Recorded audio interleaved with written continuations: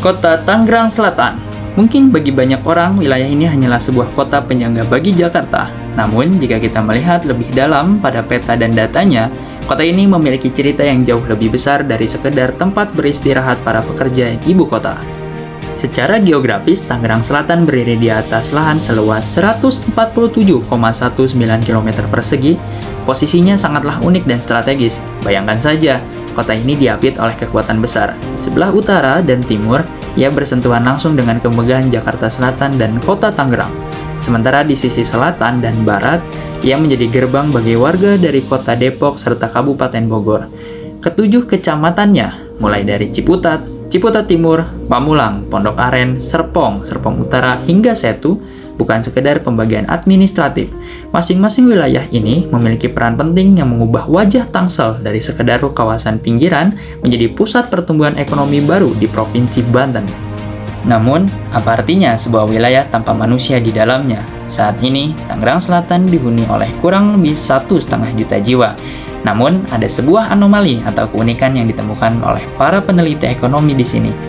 Jika kita melihat angka kelahiran alami, Tangsel sebenarnya memiliki angka kelahiran terendah di seluruh Provinsi Banten, yakni hanya 1,71. Logikanya, penduduk tidak akan bertambah secepat itu. Namun nyatanya, jumlah warga terus meroket. Jawabannya adalah arus perpindahan penduduk. Tangsel menjadi magnet yang sangat kuat bagi kelompok usia muda dan produktif. Mereka datang dari berbagai daerah untuk mencari kualitas hidup dan akses kerja yang lebih baik. Inilah yang kita sebut sebagai bonus demografi.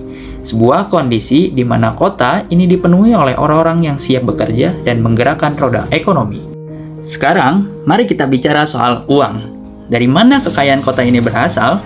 Jika 10 atau 20 tahun lalu, wilayah ini didominasi oleh perkebunan. Kini, struktur ekonominya telah berubah total. Tangerang Selatan telah sepenuhnya menjelma menjadi kota berbasis jasa. Data menunjukkan bahwa tulang punggung ekonomi kota ini bertumpu pada 3 sektor utama: konstruksi, properti atau real estate, dan perdagangan. Lihatlah sekeliling kita. Pembangunan hunian mandiri dan pusat bisnis terus tumbuh tanpa henti.